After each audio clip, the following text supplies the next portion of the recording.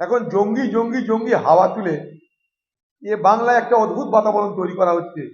চারিদিকে যেন জঙ্গি দেখছি আমরা। এখন দিদি নিজের দোষ ঢাকার জন্য সাধারণ সবকিছু ঘটনাকে জঙ্গি জঙ্গি জঙ্গি বলে তিনি এখানে একটা কেওয়াস করতে চাইছেন, সঙ্গে বিজেপি বিজেপি আর তৃণমূল জঙ্গি জঙ্গি খেলাতে নেমেছে। জঙ্গি জঙ্গি খেলাতে নেমেছে বিজেপি আর তৃণমূল। এতদিন পর মনে হয়েছে বিএসএফ সব জঙ্গি ঢোকাচ্ছে। এতদিন পর দিদির মনে হয়েছে বিএসএফ সব জঙ্গি ঢোকাচ্ছে। আপনার পুলিশ, আপনার রাজ্য, আপনি পুলিশ মন্ত্রী, আপনি বলছেন যে সন্দেশখালী ঘটনা ঘটলে 1 সেকেন্ডে খবর পেয়ে যান নাকি আপনি? তা বছরের পর বছর ধরে বিএসএফ যে জঙ্গি ঢোকালো, সেই জঙ্গি ঢোকানোর কারণ কবে, কোথায়, কতটা আমরা কিছু জানলাম না। এখন জঙ্গি জঙ্গি জঙ্গি হাওয়া তুলে বাংলায় একটা অদ্ভুত বাতাবরণ তৈরি করা হচ্ছে। চারিদিকে যেন জঙ্গি দেখছি আমরা দাবি করেছি, পার্লামেন্টে আমার রেকর্ড বলবে যে বাংলাদেশের সীমানা শত ছিদ্র, সেগুলোকে সীমানা তার বেড়া দেওয়ার, ফেন্সিং এর ব্যবস্থা করা। একবার না, বারবার বলেছি। আমি বারবার বলেছি যে পশ্চিম প্রান্তের বদলে পাকিস্তান, চীন পূর্ব প্রান্তে আগামী দিনে তাদের কার্যকলাপ বাড়াবে। আজকে তা মিলছে। আমি আবার বলছি যে নিজের দোষ ঢাকার জন্য, নিজেদের ব্যর্থতা ঢাকার জন্য শুধু জঙ্গি বলে যাকে তাকে সন্দেহ করা এবং শুধুমাত্র বিএসএফ এর ঘাড়ে দোষ চাপিয়ে দিদি আর মোদি আপনারা আপনার দায়িত্ব এড়াতে পারেন না। লাদাখ সীমান্তে চলে যান, চীন সেখানে 2টো রাজ্যের ঘোষণা করেছে, যেটা আমাদের অঞ্চল, ভারতবর্ষের এলাকা। এই কদিন আগে ঢোল বাজানো হলো সব সমস্যার সমাধান। আমরা বলেছিলাম না, সমস্যার সমাধান হয়নি। দেখুন, এখন এই সরকার দাবি করছে যে চীন আমাদের 2টো এলাকা দখল করে নিচ্ছে।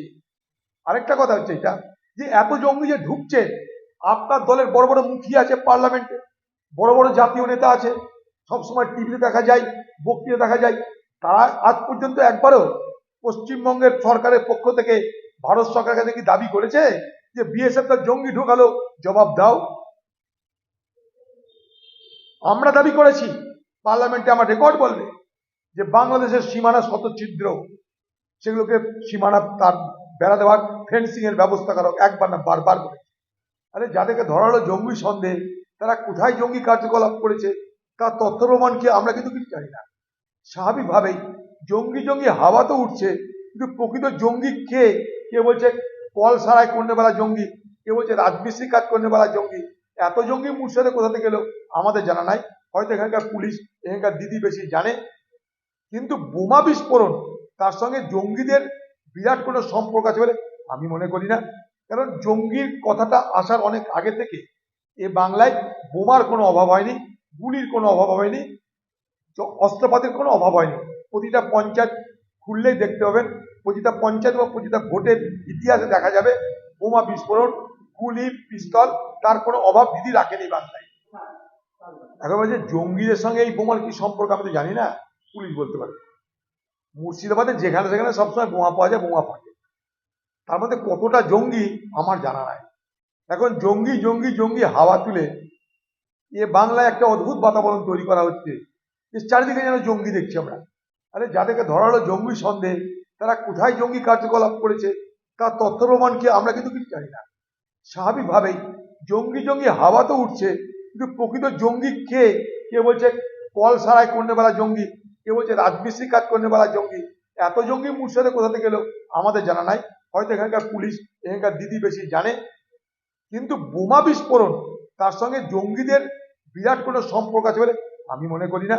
কারণ জঙ্গির কথাটা আসার অনেক আগে থেকে বাংলায় বোমার কোনো অভাব হয়নি, গুলির কোনো অভাব হয়নি, অস্ত্রপাতির কোনো অভাব হয়নি।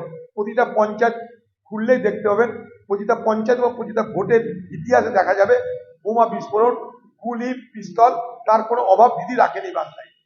এখন দিদি নিজের দোষ ঢাকার জন্য সাধারণ সবকিছু ঘটনাকে জঙ্গি জঙ্গি জঙ্গি বলে তিনি এখানে একটা কেওয়াস করতে চাইছেন, সঙ্গে বিজেপি আর তৃণমূল জঙ্গি জঙ্গি খেলাতে নেমেছে। জঙ্গি জঙ্গি খেলাতে নেমেছে বিজেপি আর তৃণমূল। এতদিন পর মনে হয়েছে বিএসএফ সব জঙ্গি ঢোকাচ্ছে। এতদিন পর দিদির মনে হয়েছে বিএসএফ সব জঙ্গি ঢোকাচ্ছে। আপনার পুলিশ, আপনার রাজ্য, আপনি পুলিশ মন্ত্রী, আপনি বলছেন যে সন্দেশখালী ঘটনা ঘটলে 1 সেকেন্ডে খবর পেয়ে যান নাকি আপনি? তা বছরের পর বছর ধরে বিএসএফ যে জঙ্গি ঢোকালো, সেই জঙ্গি ঢোকানোর কারণ কবে, কোথায়, কতটা আমরা কিছু জানলাম না। আরেকটা কথা হচ্ছে এটা, যে এত জঙ্গি যে ঢুকছে, আপনার দলের বড় বড় মুখিয়া আছে পার্লামেন্টে, বড় বড় জাতীয় নেতা আছে, সবসময় টিভিতে দেখা যায়, বক্তৃতা দেখা যায়, তারা আজ পর্যন্ত একবারও পশ্চিমবঙ্গের সরকারের পক্ষ থেকে ভারত সরকারের কাছে কি দাবি করেছে যে বিএসএফ তার জঙ্গি ঢোকালো, জবাব দাও? আমরা দাবি করেছি, পার্লামেন্টে আমার রেকর্ড বলবে যে বাংলাদেশের সীমানা শত ছিদ্র, সেগুলোকে সীমানা তার বেড়া দেওয়ার, ফেন্সিং এর ব্যবস্থা করা, একবার না বারবার বলেছি। আমি বারবার বলেছি যে পশ্চিম প্রান্তের বদলে পাকিস্তান, চীন পূর্ব প্রান্তে আগামী দিনে তাদের কার্যকলাপ বাড়াবে, আজকে তা মিলছে। আমি আবার বলছি যে নিজের দোষ ঢাকার জন্য, নিজেদের ব্যর্থতা ঢাকার জন্য শুধু জঙ্গি বলে যাকে তাকে সন্দেহ করা এবং শুধুমাত্র বিএসএফ এর ঘাড়ে দোষ চাপিয়ে দিদি আর মোদি আপনারা আপনার দায়িত্ব এড়াতে পারেন না। লাদাখ সীমান্তে চলে যান, চীন সেখানে 2টো রাজ্যের ঘোষণা করেছে, যেটা আমাদের অঞ্চল, ভারতবর্ষের এলাকা।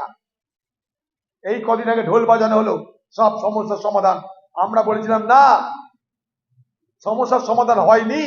দেখুন, এখন এই সরকার দাবি করছে যে চীন আমাদের 2টো এলাকা দখল করে নিচ্ছে।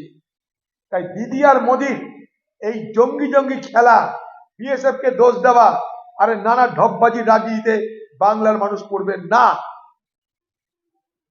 লালবাগে যেটা ফেটেছে, আমি মনে করি না সেটা বিরাট কোন জঙ্গি কারবার, কিন্তু সারা ভারতবর্ষের নজর রাখুন এখানটা। কারণ মুর্শিদাবাদকে জানো জঙ্গি জঙ্গি মানে জঙ্গিদের আস্থান হিসেবে চিহ্নিত করার চেষ্টা হচ্ছে। বড় অবাক লাগছে আমার। জঙ্গি কোথাও থাকতে পারে, জঙ্গি কোথাও থাকতে পারে, খুঁজে বার করুন। কিন্তু জঙ্গি ধরার নামে কোথাও কোনো রকম শান্ত বাতাবরণ অশান্ত করা, মানুষের মধ্যে ভয় ভীতি সঞ্চার করার চেষ্টা না করাটাই দাবি আমাদের থাকবে।